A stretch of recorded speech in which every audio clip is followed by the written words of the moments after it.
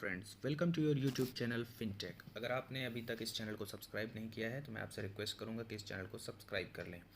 दोस्तों, आज के वीडियो में हम जानेंगे कि कंपाउंडिंग की पावर क्या होती है, कंपाउंडिंग से कितने अच्छे रिटर्न्स आते हैं और एक अच्छी स्ट्रेटजी क्या होनी चाहिए किसी भी म्यूचुअल फंड या फिर स्टॉक मार्केट में इन्वेस्टमेंट करने के लिए। तो वीडियो के अंत तक बने रहें, सारा सब कुछ डिस्कस डिटेल में करेंगे। तो चलिए, कंपाउंडिंग की पावर को समझने के लिए हम एक लमसम इन्वेस्टमेंट का एक एग्जांपल लेते हैं। एक सिंपल सा एग्जांपल लेते हैं जिसमें हमने इन्वेस्टमेंट एक लमसम अमाउंट 1 लाख रुपीज़ का किया हुआ है। अगर इसमें हम ये मान के चलें कि आपको जो रिटर्न्स आ रहे हैं वो 10% ईयरली बेसिस पे आ रहे हैं, तो एक साल में आपका जो रिटर्न होगा वो 10,000 रुपये हो गया। अब अगर आप इस पैसे को एक साल में ही मेच्योर कर लेते हैं और इस पैसे को निकाल लेते हैं तो आपने टोटल रिटर्न सिर्फ 10,000 रुपये कमाया।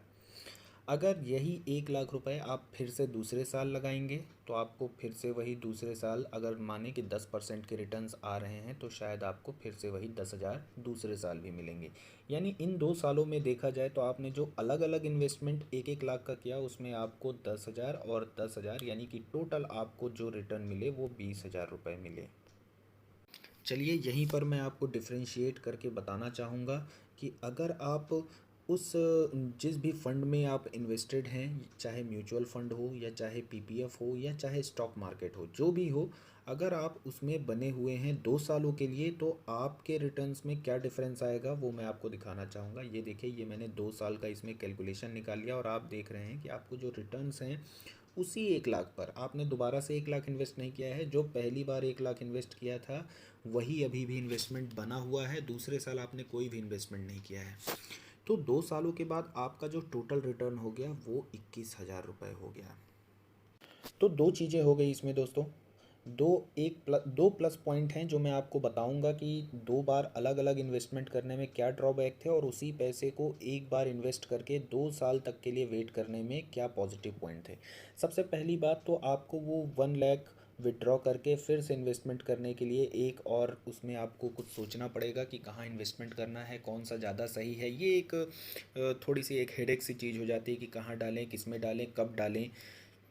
कभी अगर आप सोच रहे हैं कि मैं म्यूचुअल फंड में डालूं या फिर अगर आप सोच रहे हैं कि स्टॉक मार्केट में डालूं तो एक और दिमाग में आता है कि हो अभी तो मार्केट बहुत ज़्यादा बढ़ गया है, अभी बुल रन चल रहा है, कहीं मेरे डालने के बाद गिर गया तो नुकसान हो जाएगा। ऐसी बहुत सारी चीज़ें दिमाग में आती हैं। इसके अलावा अगर आप देखेंगे तो मैंने जो दिखाया था कि आपको 20,000 दो अलग अलग इन्वेस्टमेंट में मिले, यहाँ आपको 21 मिल रहे हैं, यानी 1,000 एक्स्ट्रा। तो ये तो एक शॉर्ट टर्म पीरियड की बात हुई। इसमें आपको कंपाउंडिंग का जो सबसे ज़्यादा बेनिफिट मिलता है वो एक साल में जो आपके पैसे 1 लाख इन्वेस्ट किए थे, दूसरे साल में वो इंटरेस्ट भी आपके प्रिंसिपल में ही जुड़ जाता है। यानी कि 1 लाख प्लस 10,000, यानी कि टोटल आपके 1.1 लाख हो जाते हैं रुपीज़ दूसरे साल में, और फिर उस पर आपको ये 10% का इंटरेस्ट अगले साल के लिए मिलना चालू होता है।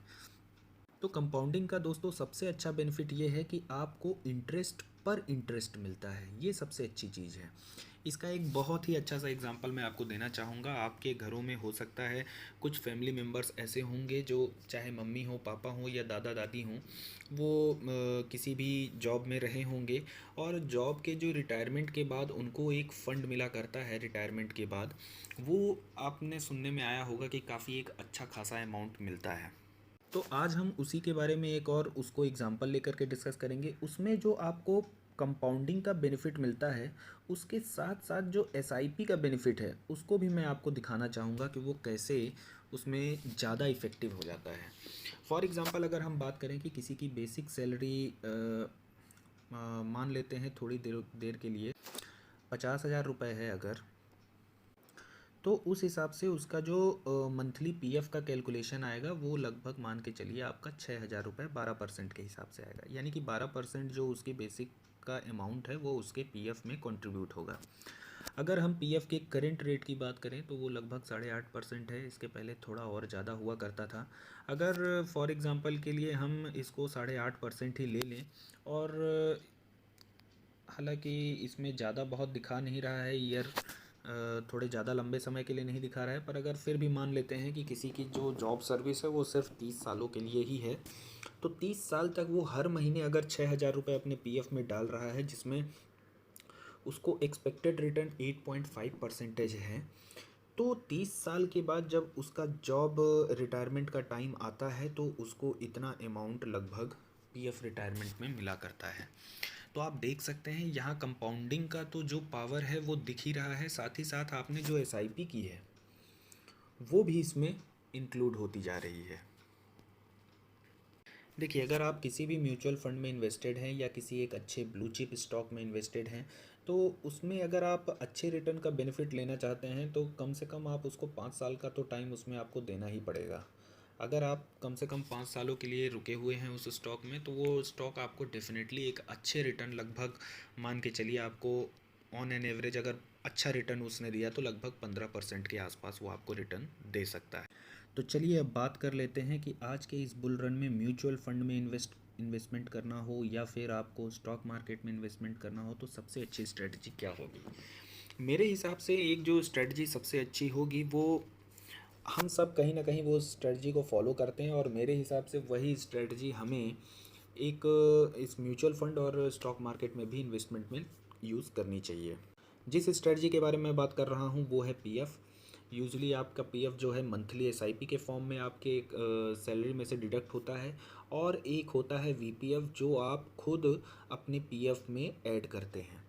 तो यही स्ट्रेटजी मेरे हिसाब से अच्छी स्ट्रेटजी होगी अगर आप म्यूचुअल फंड या स्टॉक मार्केट में भी इन्वेस्टमेंट करना चाहते हैं। आप अपने, आपके पास जो भी कैपिटल है, जितना आपने सोच के रखा है कि मैं अपना इतना कैपिटल जो है इन्वेस्टमेंट करना चाहूँगा इस म्यूचुअल फंड में या फिर इस स्टॉक में या फिर शेयर मार्केट में, तो उस कैपिटल का आप 10% या फिर 5% एसआईपी के तौर पर डालते रहिए। मेरे हिसाब से 10% ठीक रहेगा। 10% की आप एसआईपी करते रहिए, क्योंकि इस बुल मार्केट में आपको नहीं पता कि आपके जो म्यूचुअल फंड का एनएवी है, नेट एसेट वैल्यू, वो कहाँ तक जाने वाला है। या फिर स्टॉक मार्केट में निफ्टी की बात की जाए, जो कि इंडेक्स को हम एक बेंचमार्क लेते हैं कि आज के डेट में मार्केट क्या ट्रेड कर रहा है, तो उसकी बात अगर की जाए तो हमें एसआईपी को कंटिन्यू रखना चाहिए। क्योंकि अगर बुल मार्केट में बुल रन हो रहा है तो आप एसआईपी की वेज में थोड़े थोड़े इन्वेस्टमेंट करके उसमें ठीक ठाक रिटर्न ले सकते हैं। लेकिन सपोज़ किया जाए कि अगर मार्केट में कुछ डाउनफॉल आता है, करेक्शन होता है या वो गिरता है, तो उस केस में चूंकि आपने अपने कैपिटल का सिर्फ 10% ही इन्वेस्टमेंट किया है, यानी कि लगभग आपका 90% कैपिटल अभी भी आपके पास बचा हुआ है, आप उस 90% को उस फॉल में यूज़ कर सकते हैं। पूरा नहीं यूज़ करना है, उसमें भी थोड़ी सी समझदारी रखनी है, क्योंकि हमें नहीं पता कि अगर उसमें डाउनफॉल या करेक्शन हो रहा है तो कहाँ तक होगा। तो उसको थोड़े थोड़े अमाउंट में आप इन्वेस्टमेंट करना चालू कीजिए। अगर आपको लगता है कि मार्केट ने थोड़ा सा गिरावट दिखाई है या आपके म्यूचुअल फंड के एनएवी में थोड़ा बहुत गिरावट हुई है, तो आप अपने बचे हुए 90% में से 20% कैपिटल जो है इन्वेस्टमेंट कर सकते हैं। उसके बाद आप थोड़ा सा और वेट कीजिए। अगर ऊपर जाता है मार्केट तो नो डाउट फिर आप फिर से वही अपनी मंथली एसआईपी स्टार्ट कर दीजिए। अगर और गिरता है तो उसके बाद आप और एक थोड़ा सा अमाउंट 30% का उसमें इन्वेस्टमेंट कर सकते हैं। तो मुझे लगता है कि ये एक बहुत ही अच्छा तरीका रहता है किसी भी, चाहे वो मार्केट आपका ऊपर जा रहा हो चाहे नीचे जा रहा हो, अगर आप ये तरीका फॉलो करते हैं तो आपको एसआईपी के साथ साथ एक कंपाउंडेड इंटरेस्ट का बहुत ही अच्छा बेनिफिट मिलेगा। तो आई होप दोस्तों मैंने आपको यहाँ तक समझाने की कोशिश की है। अगर आपको यहाँ तक बातें समझ में आई हों, अगर ये वीडियो आपको अच्छा लगा हो तो इसको अपने दोस्तों के साथ शेयर कीजिए और इस वीडियो को एक लाइक ज़रूर दीजिए। वीडियो के साथ अंत तक बने रहने के लिए बहुत बहुत धन्यवाद।